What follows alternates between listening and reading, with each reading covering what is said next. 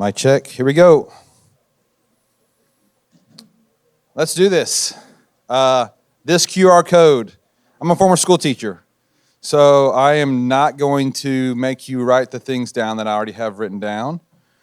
So this is the entire spreadsheet, essentially in note form. So you can just write the things down that are like, man, that really is a good point, rather than, what'd you say? Can you go back to that last slide and let me get that last little bit? This has all the slide information. So it's just a QR code with the doc, because I didn't want you to have to feel like you had to keep up with, because it's also very busy, the slides are. But anyway, that's what that is. And it'll be popping up throughout, so I'll have it on every time I'm going through something. You'll be able to kind of go back and look at that. That's what this is. Anyway, my name's Justin. I work with Harpath Painting, which is Maggie, the chair now of PCA.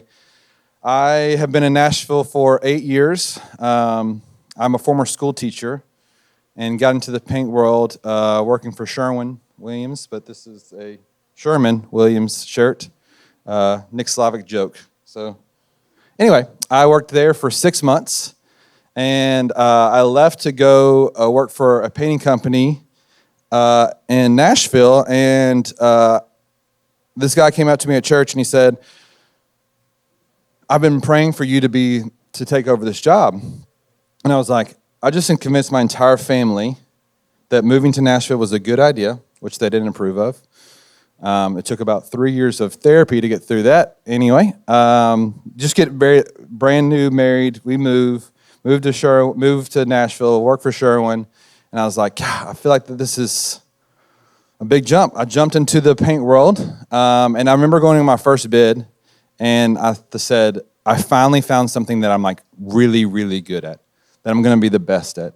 And every time that I do a bid, like I am at the point where I'm like, I love what I do. So much so that I can teach a lot about certain different types of sales. And today we're going to kind of go through the whole process of what it is to be a white glove experience. So what is the white glove experience? The white glove experience is this.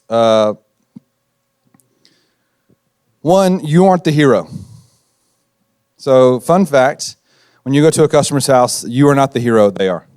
And as soon as you can realize that, you can kind of switch the whole dynamic of something and say, they are the hero, how am I going to serve them? So the white glove experience is this, is that I want them to know that the origin of this is I want them to know the care that I'm going to put behind this. The white glove experience started with the 1700s and 1800s and 1900s of these guys, the butlers, that would essentially be ready for anything.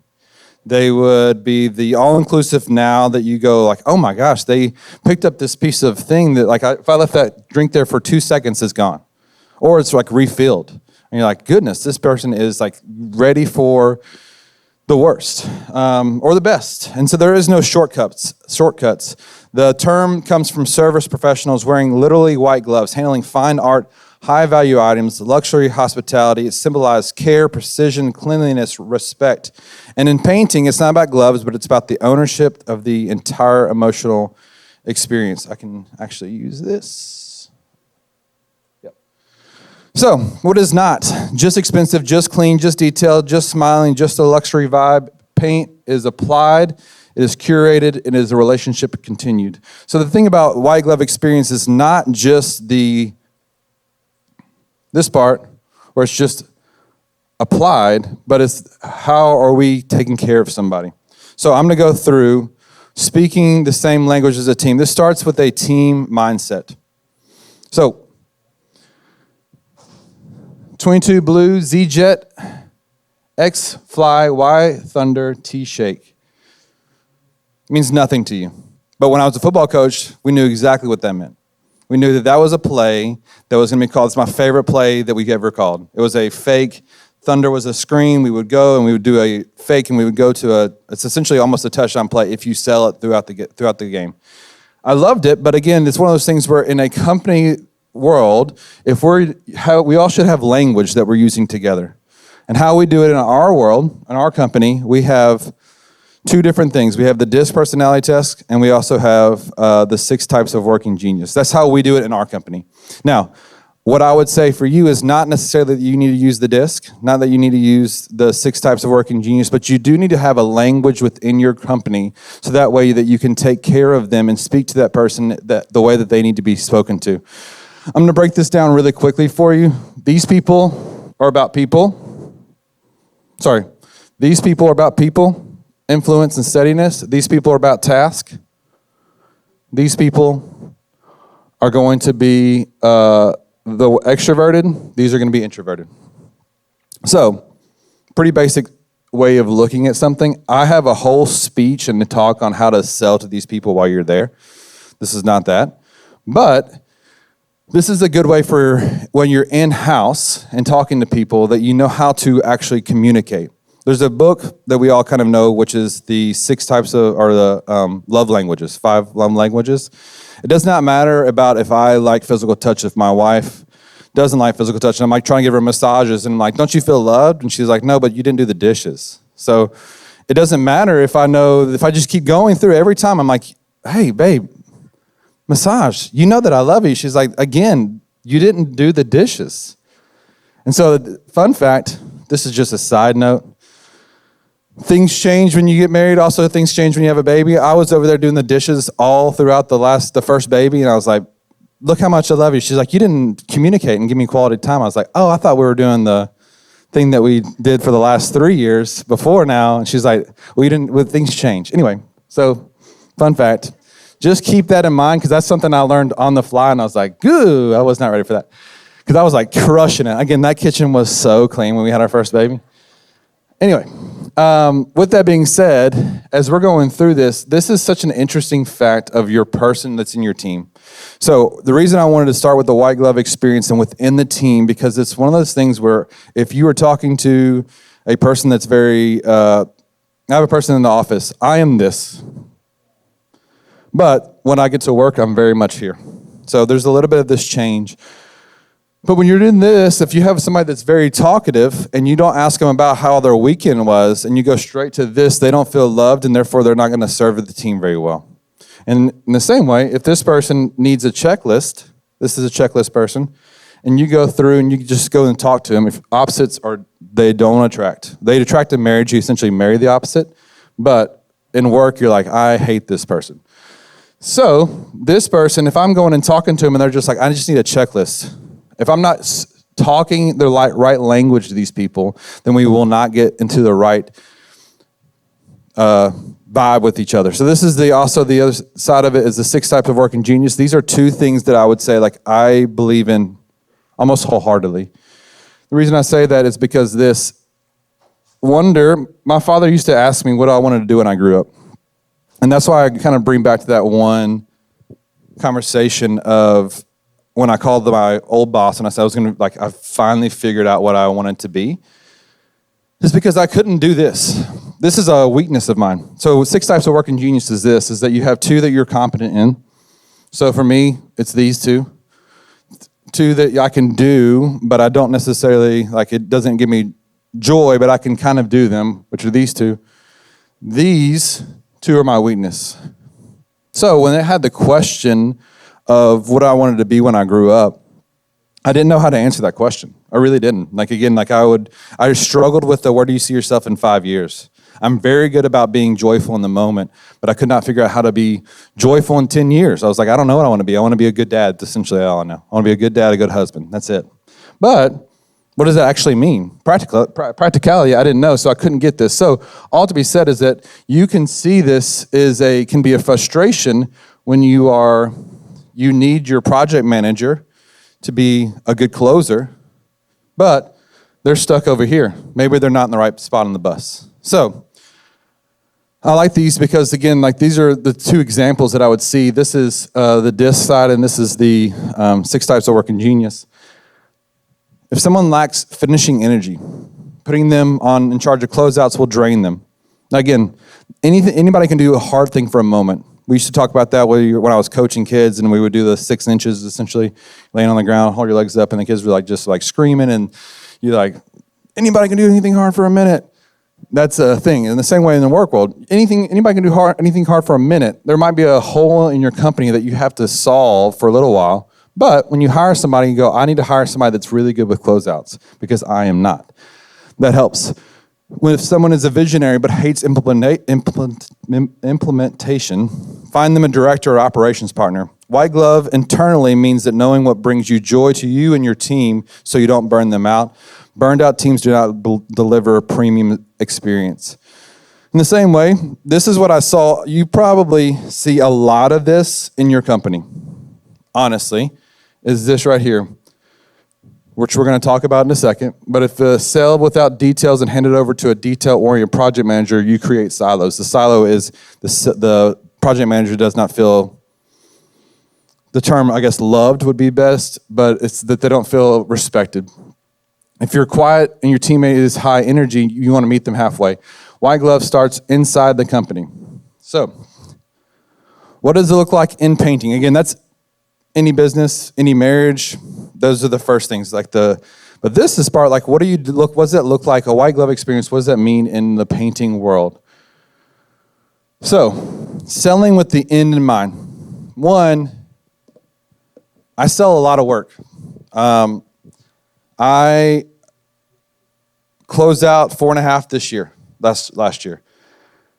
And again, if I did this the whole time, my profit, if I was just doing this, it's going to be probably in the 20s because it's just a lot of, can I sell this? And that means that we shouldn't, as sales guys, just go, can I sell this? But also, should we sell this? Is this best for the customer? So the first part of it needs to go through the first person that's interacting with the customer in the painting world is selling with the end in mind. What does was this person actually need? What does the painter need? What does the project manager need? What does the admin need? If you're selling from that perspective, you will see huge leaps and bounds in knowing that when you ask this question, this is what's going to cause you to have a great experience all the way through. Then the second part is this, taking things off customers' plates. So, this is probably, I believe, one of the best things you could do as a salesperson. One, in residential world, they're calling you, if I were to call a auto mechanic, and I do not know anything about cars. The least manly thing you could think of. I always, those are the manly men. I'm like, I have no idea about cars. So if I just call the car person, I don't know what to expect. I don't know what to do. And so I'm calling out of kind of fear, but also that I need something fixed. That's essentially what all these people are doing when they call us. They don't know. And so when they ask you and you see a tape seam that's failing, well, instead of going like, well, that needs to be fixed, but we don't do that. That needs to be fixed, but we don't do that. Oh, well, they need wood repair. They need new windows. You have some cabinet doors that have a lot of knots in them. You can probably need to get that fixed before we get to it. Now, that all can happen, and that's all true statements because I don't want you to take on something that you can't do. But you can find people to do this for them. Because what I would say is that you go to the customer's house and then you see that stuff. And if you can't do it, you go, hey, I will go out into my car. I will call the people that I know. I will do some research. I will find the answer for you. And then I'll get this solved for you. Because again, they don't know these things. We should. We're seeing it every day. So the more you move from their plate, you become their guy. Like that's the thing that I would say in the sales world. You want to become their person. But also, when you become their guy, that is going to be one of those things where they feel like, that they are the heroes. You are not the hero, they are. So what sales is not is sell and throw over the fence. So again, this is if you do a lot of personality tests or anything like that, sales is not just going through and I can sell anything and just throw it over and see if it gets processed.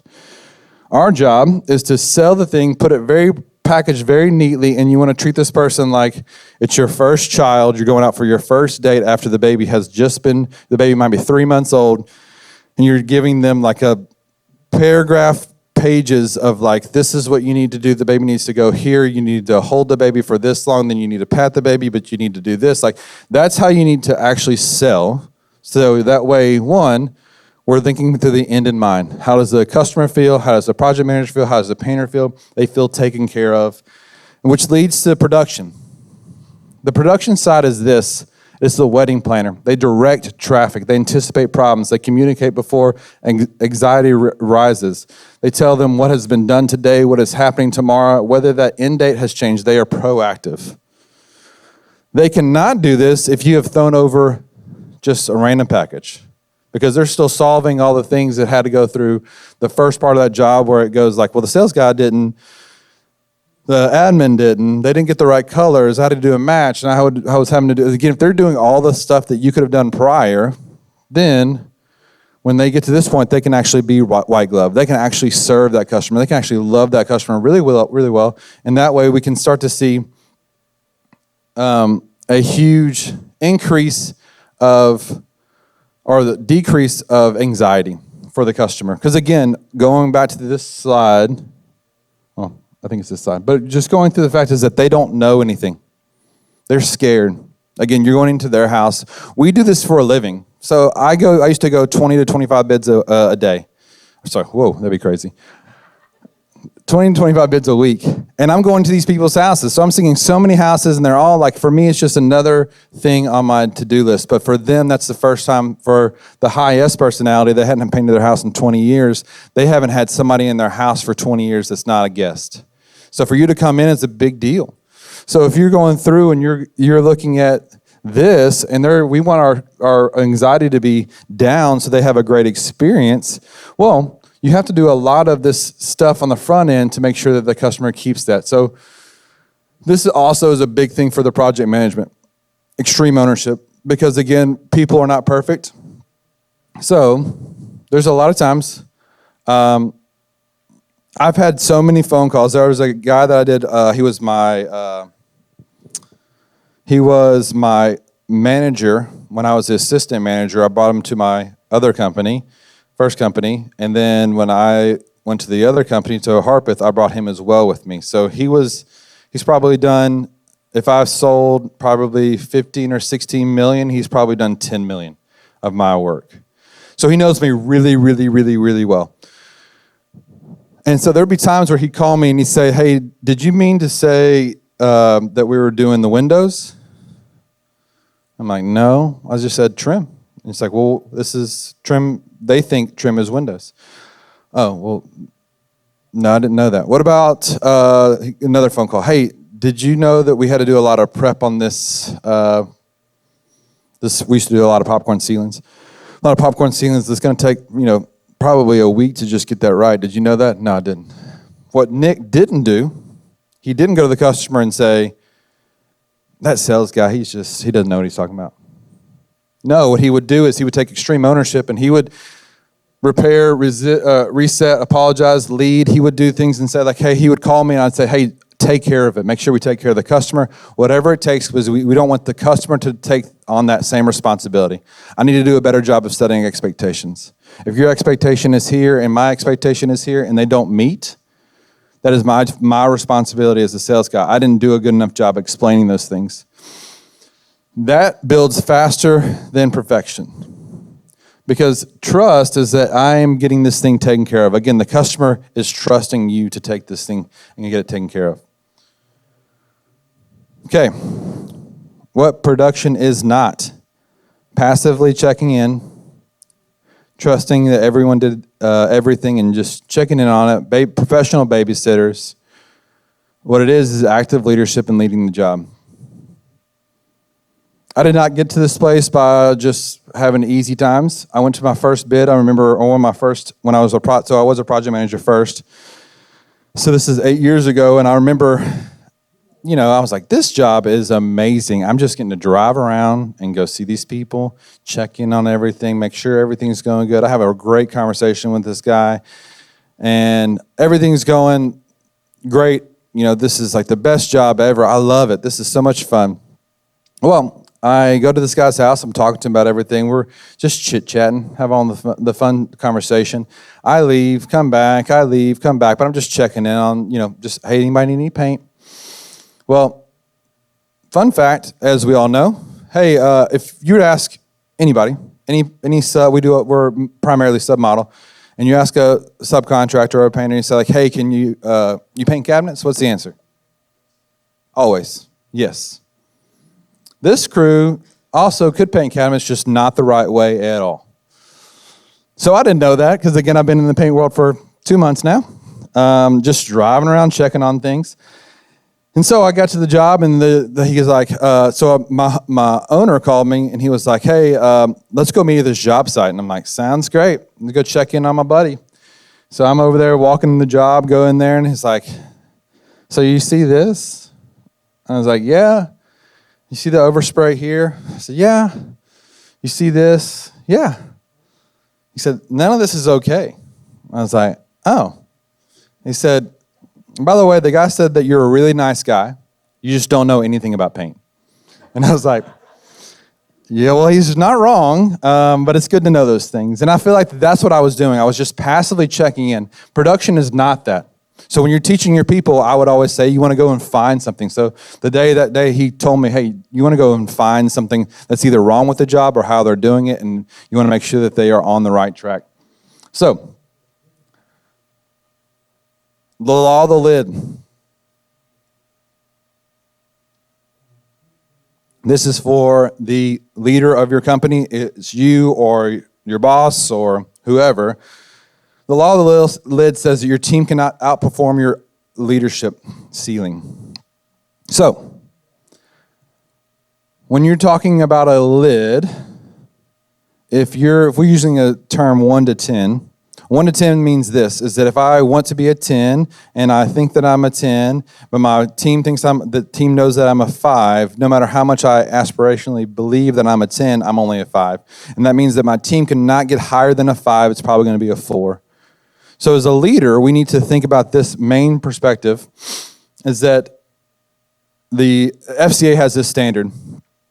When I used to lead my FCA as a Fellowship of Christian Athletes, and there was a standard that it said that I could not ask my team or my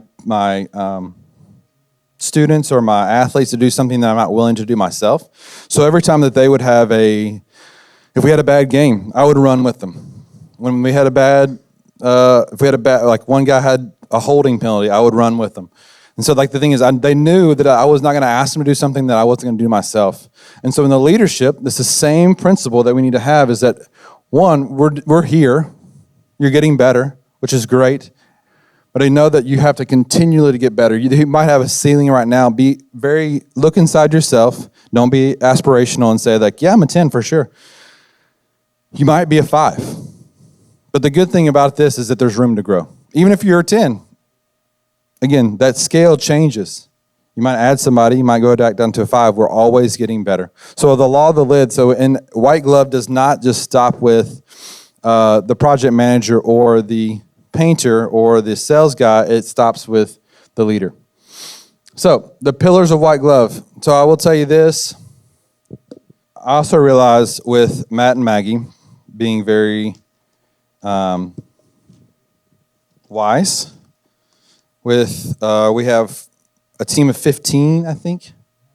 I did not want to just come with my ideas today. One, I'm just a random guy that you're like, I don't even know this guy. I wanted to go with, like, expertise is our main, if you look at one of our values, expertise is our value. So I asked our entire team, I said, what are areas that we see white glove in our company? What are some areas that we would want to get better at? What are some areas that we do white glove? So I compiled them, put them into pillars. So there's 6 pillars. With that being said, I want you to think about this. In the Old Testament, there's a spot where the Israelites had just left Egypt. They go through Egypt. They just went through the desert, and they went through the wilderness, and Moses has died, and Joshua is now the leader. And they have to walk across the Jordan. So essentially, the Jordan is going into the Promised Land. And so right before they go into the Promised Land, they get the Ark of the Covenant, and the priests walk it across, and they walk across the Jordan in dry land. And then when they cross it, Joshua says, hey, go get some pillars, go get some rocks, go get some monuments that we're going to put 12 of these things, because if you don't know the Old Testament, there's this time where Moses tells people to go scout. 12 tells every person from every tribe, go scout the new land. They go and scout. They say, it's too big, too bad, too hard, I can't do it. So they don't go. They walk in the wilderness for 40 years. Joshua crosses that river, tells 12 guys to go put pillars up, to go like, hey, this is our reminder of where we've been. This is our reminder of what we've gone through. We're going to look back on this pillar and say, like, this is where God walked us across this dry land. The reason I say that is because, one, I think you need to have pillars of your own company that looks back on. You have some white glove experience. It might be the first dollar that you walk into the restaurant and they have the dollar put up. But again, those are always the first thing. You always want to know what's happening in the middle and say, like, hey, this is a pillar that we can go back on that is white glove. This is something that is going to make us different. So, pillar 1, early trust signals. This comes from our fearless leader. Maggie says, what do people notice in the first 60 seconds? So, this is something that we want to make sure that we are different than the rest of the competition. This is, again, you're trying to be white glove. So, booties. Like, one of the things that our guys walk into, like, one of my favorite things is we also do wallpaper install. And I have 2 installers, and they both wear these real cute Crocs. Every time I go to this job site, there's 2 pair of Crocs that are just like perfectly placed right there, and it's like, that's different, right? It's the same pair of Crocs that are in the same direction. They again, as we know, well, you might not know, wallpaper is not an art. It's very much precise, and so you want that person to be as precise. So they're very much like 2, 2. It's so. I just use the term cute because you like walk up and you're like, there they are. Anyway. And the same thing with my main painting crew. They don't ever walk. Every time they come to a job site, even if they're just walking through, they're not looking and seeing, does the customer have their shoes off? They're putting booties on, no matter what. So again, the customer knows, hey, this person's being taken care of. As a salesperson, carry a bunch of booties, or you're taking your shoes off every time you walk into the house. Easy. Go back to the sales side. If the customer says, oh, don't worry about that, that's a certain type of personality that you can go like, oh, this person cares about me. This is more of they're about people. So I can put them in these 2 boxes and sell them that way. But we also have drop cloths under cars. So oil. You don't want to have that phone call that says, hey, you got oil all over my driveway, over the sidewalk, over whatever. The clean trucks, that you're making sure that you are presenting well. You have introductions, you're going through and you're saying these things, which again, I came from a company that we would just run and gun so much that sometimes I didn't know the crew, which is very scary. When you're like, what's your name again? Hey, this is, and you're just like, maybe. But you want to make sure you have introductions. What makes it different is that we don't have that with our company. These guys are guys that I go, like, I want them with my family knows them. And the guys that also do the stuff like this is, I have a guy that paints the trim. Every time he goes to the trim he's on new construction a lot. And he says, he's messing up my walls. He's messing up my trim. He's messing up my doors. Like, Ariel is that guy. He's very much ownership. And so again, when I'm introducing this person, I'm like, this person is somebody that I want to introduce you to. Or have eye contact that you're doing to them. Again, this starts before anything has happened. So the feeling of security, the white trust, the end in mind is kind of happening before it even starts. Number 2, integrity and commitments. Exact start time, exact pricing, clear scope, clear communication. Professionalism is keeping promises when it's inconvenient. So this goes through I've been times, again, living in Nashville, wherever city you're in the middle of a bid, and you look at your next bid, and you're like, I am 40 minutes away, and this bid's supposed to start in 10 minutes. So sometimes this can't happen because you were serving the last customer really well. But if I'm honest, we need to be very apologetic whenever that happens. But at the same time, if you're running 2 minutes late or you're running 5 minutes early, you're letting the customer know, hey, this is when I'm showing up. Because in the other part of the service industry, I had this guy coming to look at our heater, and he said, I'm going to be there from between 8 and 5. I was like, what does that even mean? 8 and 5, that's a whole work day. I can't plan the whole thing. So again, this is what their expectation is. How are we changing that? Exact pricing. I'd also say this is a very important thing for you, that when you're doing pricing, be predictable. Don't be a change order company. Change orders if there are changes. but be predictable because they don't want to feel like that you are trying to dupe them, where you go like, oh, by the way, this is even if it's a $1,000 change order.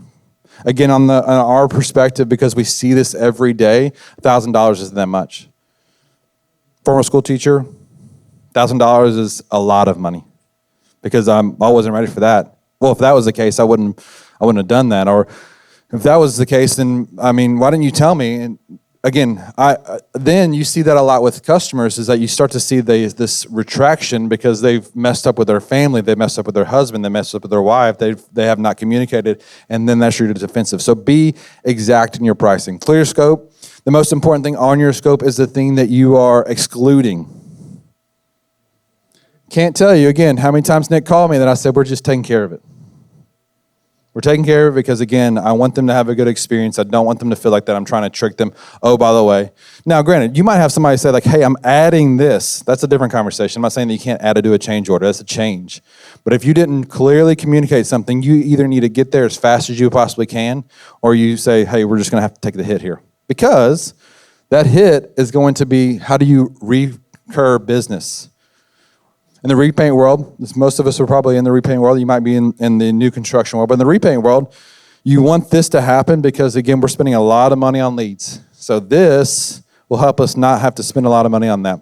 Clear communication is another big one, especially with, again, this is probably the one that we run into the most. Again, we're in this world every day. So I tell the customer, hey, I'm going to get you a drawdown. We go through. I tell people, hey, we're getting you a drawdown. Hey, we're getting a drawdown. And then I'm training a guy, and he is like, what's a drawdown? I was like, it's a drawdown. He's like, what's that mean? I said, well, that's when you go to the paint store, they're going to essentially draw it down on a sheet, and I'm going to give it over to him. He's like, well, I've never heard that term before. And I was like, that means that all the people that I've been talking to for the last 3 years don't know what that means either. And again, they're using context clues maybe, but they've never heard that term. So in our situation, in the same way that trim matters, it's saying, hey, we're doing baseboards, we're doing crown, we're doing window frames, we're doing windows, we're leaving off the sashes, we're leaving off the mullions on the outside, we're leaving off, that's what the clear communication is. Because again, we're trying to give a white glove experience to where there's no hidden fees or hitting something like, oh, well, that's going to be an extra $2,000. Human moments. This is from Matt, the MC. Rolling in trash cans, being kind to pets, cleaning more than required, thank you notes, follow-ups. Human moments. One, I will repeat this. I say this a lot in our company, but we are the help. That is okay. But be the best helper. Also, be a human being. You're a human being, so you're doing things. I literally will, this is an easy one. If you see a package on the ground, pick it up and hand it to the person. If it's super heavy, it's probably going to be super heavy for that person. You ask them questions. Hey, how can I do that? Hey, I pulled the trash can. Hey, we have little toys that we give to pets. Is it okay if I give this toy to a pet? Hey, I'm cleaning up more than required, so essentially you're sending pictures of this clean area. Because one, they want to make sure that this is what they've paid for. More often than not, everybody in this room, I'm just making a generalization, I'm not entirely sure on this, but I know at least for me, that we're more expensive than the competition. You might not be, which is great. You can do the middle ground thing, which is awesome. But generally, we're more expensive than the competition. So again, you are trying to show your value. It's kind of like that guy just talked about when he says, like, well, you're more expensive. Well, we're showing value because we're doing things. Now, granted, you're not going to say this in the bid process, but you're going to show them that they spent good money. Thank you notes and follow-ups. This is something that I want to challenge you to. At the end of the year, go through and look at the different things that are, this customer was really great. Just a small video or a text message or whatever that says, hey, just thinking about you. Thanks for being an awesome customer. I really appreciated your business. I hope everything's going great. When you're running from the job, when you come back and you're like, well, I want to call them, because what if they can tell me that I need to fix the trim paint? Well, that's something that, again, we need to fix because you're not looking at perfection, which we'll talk about in a second. But you want to go through and you want this person to go that, hey, this person thinks of me more than just a job, more than just a number. They think of me as a human being. And as well, we want to be treated as human beings. Question? Pets. Crazy dog. Yeah, that's a really, so again, that's the one, as we all know, the question that goes like, are you okay with pets? Yes, but if the dog's jumping on me in the middle of the bid, like, not really. It's a really, but I would say, like, again, I've had some that goes, if in the middle of a job, when we have paper down, I'm saying, hey, you got to put the pet up for this job because it's messing up the paper. If you're on a bid, you say, like, hey, I really want to make sure I take care of you as a customer, as a custom bid. I want to make sure that I can focus. It's really hard for me to focus with this. I think the more that you can tell somebody up front with anything that's distracting you, and also, like, again, I'm a weenie dog person. You can have that weenie dog out the whole time. I'm fine with it. I'm like, this is great. But if it's a big dog, I will say, like, hey, I really want to focus. I have again, self-deprecating. I have a really hard time focusing on anything. And so the dog's just making it really hard. Can you hold the dog, or can you put the dog away just as I do the bid? You're welcome to pull him back out after we get this stuff done. I just can't. It's hard for me to focus. I grew up I'm the 90s generation. I got ADHD, like along with the rest of us. That's how I'm addressing those situations, so that way you were able to do it. But also, you can say, like, hey, I got this, you're thinking advance, hey, I got this this toy for this dog. Can you put the dog up so they can play with the toy so we can do the bid? Again, you're thinking through things in advance. Pillar 4, strong closeout. What happens after the invoice? This is also where I was talking about with the doing more and like checking in and doing a blue tape walk. These next two are kind of front end ownership. The strong closeout says this, that it is complete. This is what is going to be happen. This is what we did. This is what we're doing. And this is what, I did the walkthrough. I've already checked this whole area out. I've done the blue tape walk. I've taken care of this stuff. And so when you're telling the homeowner this, who it's also for them, it is getting to the point where they're getting a good spot of going, I can trust this person and I'm not going to have to babysit this job at the end. So we're taking care of the person at the end. White glove at the end does not mean a hard stop. It means when the customer feels like it's complete. Again, this is when the job is done, not just like, I hope they don't see it. Paint the stuff. They're gonna see it. Another good one is sit on the toilet. Not pee though, but just sit on the toilet and think about what they're going to see when they're in that room. Go to the bedroom, go lay down. Look at the ceiling, because that's the stuff that you might not notice right now, but they're going to notice later. And again, you want them to look back fondly on your job. Not, God, they missed this spot too. Oh, they missed this spot too. And again, if you've gone through and already done like a hard step, I've already done all the blue tape, then they will start to feel like, oh, well, yeah, you missed a job. It's a big house, but he got all the other stuff. Front end ownership. Let me know what you decide, but let me help you think through this. I'm going to hit really hard on this in a second, so we'll talk about it. But we own clarity.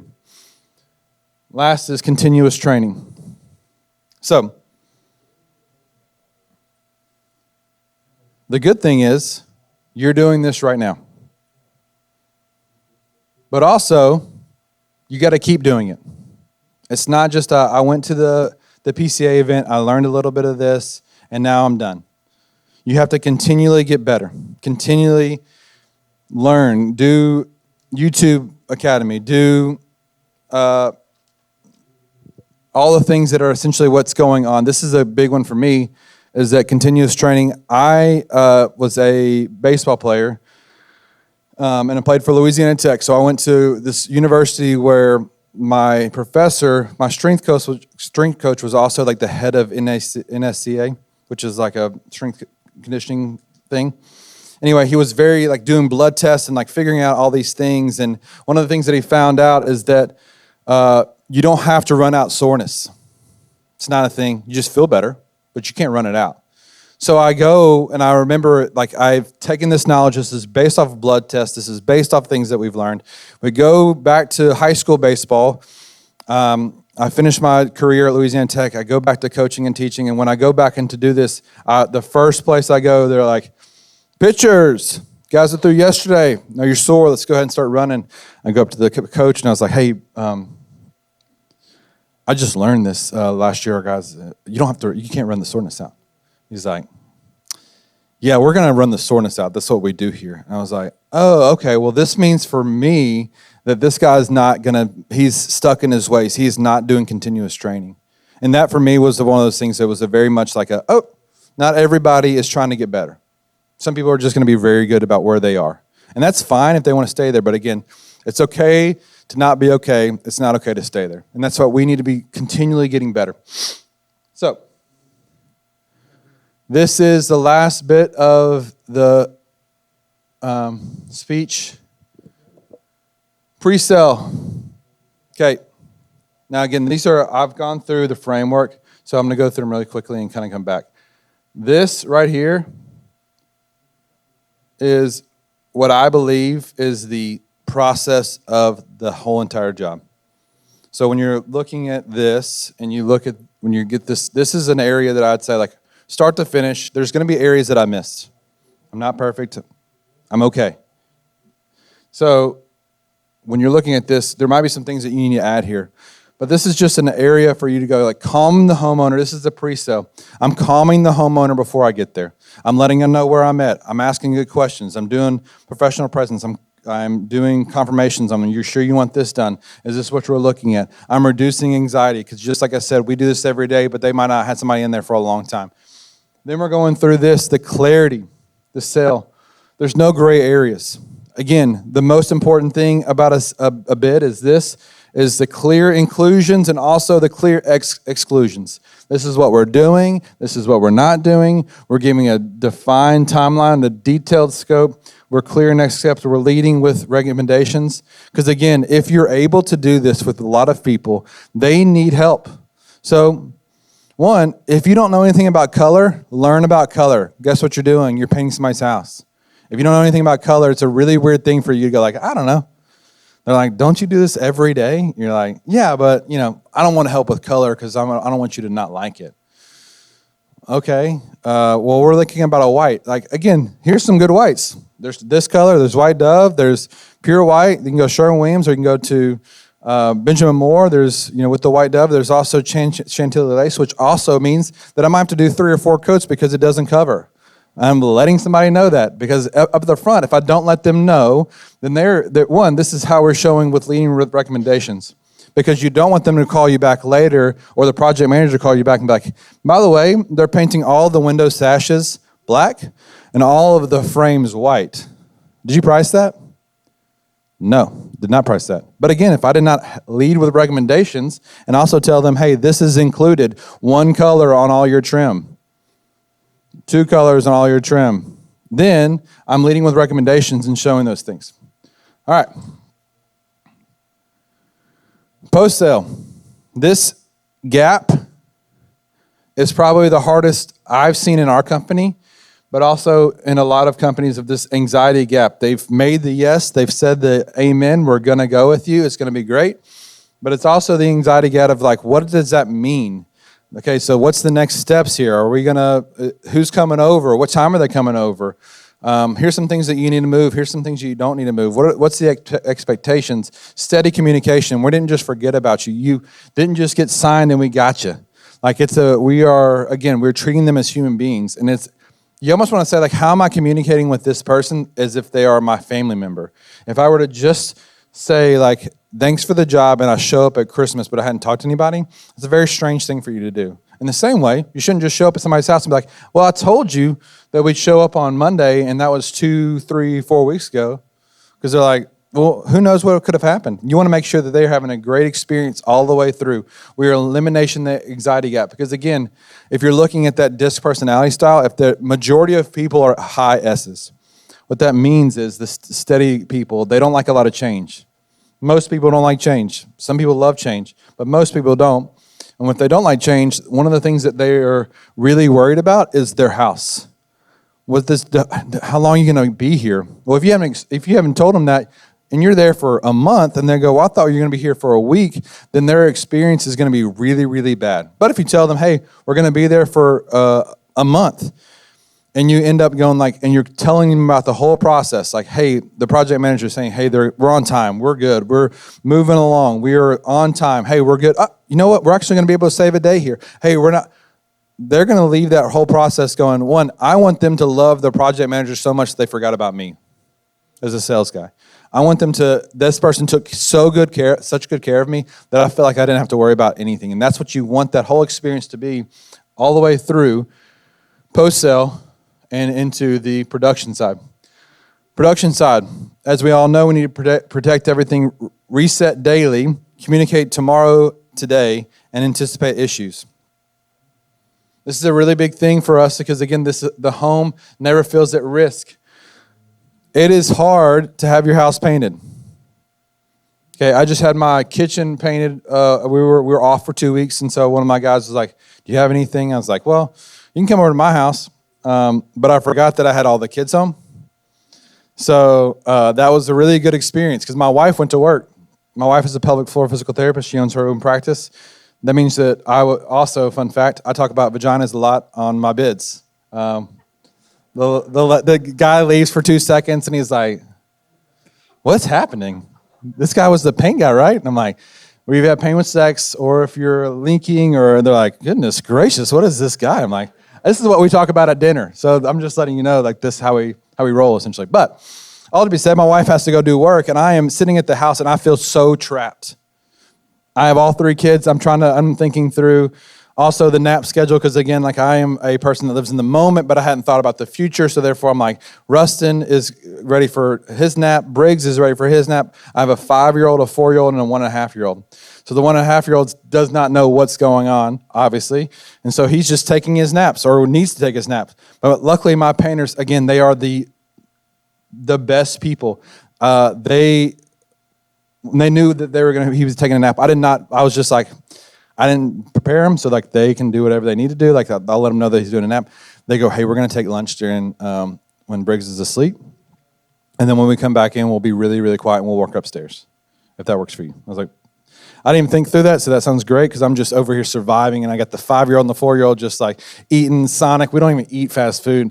My wife's like, "What'd y'all eat today?" I said, "Sonic." And she's like, "Sonic?" I was like, I ate Sonic. We took him there because I was so stressed. Anyway, so all to be said is that you want to make sure that we're not feeling at risk. You feel trapped. You feel like you need to know that, hey, I have this under control. Finish, completion. The goal is that they feel complete. So again, there's certain words that got last speaker, I forgot his name. He was great. But he talked about these certain words, these pain point words. This is one word, feel, is a very big thing for people. What's the feeling of the house? One, also, side note, if you have a person that's talking a lot to you, that you have an extra 30 minutes, so you're like, we just talked about this football game and the weather, and we talked about their color that they chose when they were in high school. That customer is, if you bring up a lot of how this is going to feel, you're welcome. You just sold that job. It's a little tidbit you can write down, take it to them. If you feel like somebody's talking a lot and you use the words feelings to those people, they will in turn buy from you pretty quickly. So, but this is the goal, that they feel, hard word, complete. So that means that we're going through the house. We are expecting, we're not going to try to hide the bad paint job. We're not going to go through on the trim and go like, oh, okay. We're saying, hey, guys, we got this one spot over here we got to get. Just sprayed trim, so what? Fix it. Like, we're not going to get a call back for a sag here because we don't want to sand it and we did a bad job here. We're not leaving here. Sorry, we got to be back and set up. Tell the customer, like, hey, I've already checked this. I've seen the sag here. I don't know if you saw that upstairs bedroom. We're going to respray that. I know that's super concerning and that you're kind of frustrated, but I'm going to handle it for you before you even knew about it. Like, oh, I didn't even know about it. Slow walk through. Again, give yourself time. Don't just sit like you feel like you have to go to the next person. We are human beings. They are spending, what's the average job size? 6,000, 7,000, 8,000, 4,000. Okay, that's a lot of money. Like, again, it's not a lot of money because we're doing the jobs every day. But we talk about a human being, and I would say, like, hey, that's a lot of money. You would say, yeah, I agree. That seems like that's a whole paycheck. I'm not ready for that. Now, again, like if you're taking care of your finances and you're thinking through the things, but again, we're not ready for those things. And so when somebody's spending that amount of money, we want to make sure that we're taking good care. We were slowly walking through the house. We were making sure we're finding it. We're not going to say like, hey, you're just a number and I'm out of here. They want to know like this person took care of me. Invite feedback. Aim for perfection, not just done. And I know this is a scary word in our industry. But if we're doing these things, that's perfect to them a lot of the times. There are going to be some customers that you're like, hey, Jesus could have done this better. Like, I know, but again, that's a bad expectation on the front end. But we want to make sure we're not trying to talk about those people. We're talking about the rest of the people. They go, man, this is a perfect relationship. Last, relationship, long-term trust, follow-up, check-in, remember details, think ahead, serve beyond the invoice. I can't tell you, one of the things that I have, it's a very much a gifting of mine, is that I can remember certain things about certain conversations years past. So I'll go to a certain job and I'll remember this customer because, again, I try to do a really good job of follow-up. I try to do it that's one of the main things that I do in building our company on the not spending a ton of money on marketing. I will go through and I'll say like, hey, I just saw this. Hey, did you see this Cubs game? Like, I thought about you when I saw the Cubs game. I have we have a lot of people from Chicago that are in Nashville, and so I'll send that stuff over to them because they'll talk about the Cubs. They'll talk about my son is into this guitar thing, and then I'll say, like, again, I might bring a guitar pick and be like, here's an interesting guitar pick that I saw. You're thinking outside the box because, again, they become, by term, proxy member of families. Like, these are people that are holding us close. So we want to make sure that we're remembering details, that we're thinking ahead, that we're checking in, and that we're serving beyond the invoice. So we're not just stopping at the invoice. Because, again, selfishly, they have friends that need paint jobs. You want to have to spend the money to compete with 3 other guys again, and you forgot something, and they didn't have a good expectation, and you missed that. But if you go through and they go like, I have a painter, that person essentially, you don't have to do competing. You're just setting a price. You're not trying to bid that job. You're just saying, hey, this is what the price is. They're like, sure, great. You had a great experience with Susie. I trust you. I trust them. They're great. And then the job's done. So, last is this, the closing. AI is crazy, guys. It's insane. I was like, can I have this? Can I have paintbrushes that do the columns, just like the Stonehenge? Boom. Wild. I'm like, golly. Sometimes I'm like, I am getting old. Like, you're like, goodness gracious, this is the coolest thing I've ever seen. The thing about the white glove experience, and that I want you to kind of think through, is that these are the things that will stick and stay. If you look at white glove experience, and if you were just to do, I talked to a lot of painters, like, if we just show up and we're on time and we do what we say we're going to do, we're going to have a lot of business, which is true. So if that's a standard, we should be jumping that standard quite easily. We should be going above and beyond that. So if you go above and beyond this, white gloves, if we look back at the very beginning, okay, this part right here, if you can just say this stuff will stay. If you just focus on just doing these 4 things, if we're caring for somebody, if we're doing precision, we're cleanliness and we respect people, and we are doing these things to the highest end, then we will see these are the things that will stay over a long period of time. This is the stuff they want to go look back on the pillars, go back to the Old Testament reference when Joshua says, hey, go look back on what we have accomplished. This is one of those things where you go like, hey, remember in 2026, which is crazy that we're in 2026, but remember in 2026 when we made this small change and we made this one thing that I'd had, again, it's not my conversation. I don't think that you might take a couple things from here, but hopefully when you leave and you're talking to somebody getting coffee with somebody and you hear something and you're like, that is really good and really pertinent for my business. That's the stuff you go like, I'm going to do this and I'm going to be consistent and I'm going to do this every day. I'm going to try to do this every week and you can come back and you can follow up with me. And that's the stuff that you see right here that years down the road when somebody sees your company and they go like, what did you do? How did you get there? And you can go back and say that there's little pillars, little things that we did in the paint industry that's different, that stays, that is faithful, that is good. And that way when you're finishing these things, you will become like I said earlier, if you do this, you can be the best helper. That is our role. Be the best helper. Okay? Our job is not to be the hero. They are the hero. And as soon as we can go in 1 Corinthians, I live by this verse, I become like the weak to reach the weak. I become like the strong to reach the strong. So that I can bring all the people, and I will not be disqualified. I can bring others people to Christ. And I will tell you this in 1 Corinthians 9:22 through 27. Essentially, that's a compromise, putting that all together. If you're doing these things, these pillars, you will not look back on your company and say, like, man, I really missed something. Because, again, you're being a really good helper. You're caring for somebody. They know that you're a human being. They know that you care about their pets. You know that they care about their kids. You know that they care about their money. You know that they care about your future finances. They know that they care about themselves. So, hopefully, when we're looking at this, we can see these crazy pillars 20 years down the road, and somebody can ask people, like when people ask Matt and Maggie, like, how did you get here? Or you're asking people like the cherry guy, which again, like insane amount of money that he's done in his company. But he goes like, look back at those pillars. Those are the small things that we did, the corrections that we did. And over a lifetime, we can see this, go back and go like, that's wild that this is here. That's wild that that's how it goes. Anyway, last second, I am money. Take a screenshot of that. They make sure, or not a screenshot, the thing on the back, the back of chairs, and just do a quick thing. If this was helpful, not helpful, be honest. It's not, again, this is just so that way we can always get better in PCA. Is this helpful? Is this something that we need to learn about? Something that we don't need to learn about? Anyway, thank you for your time.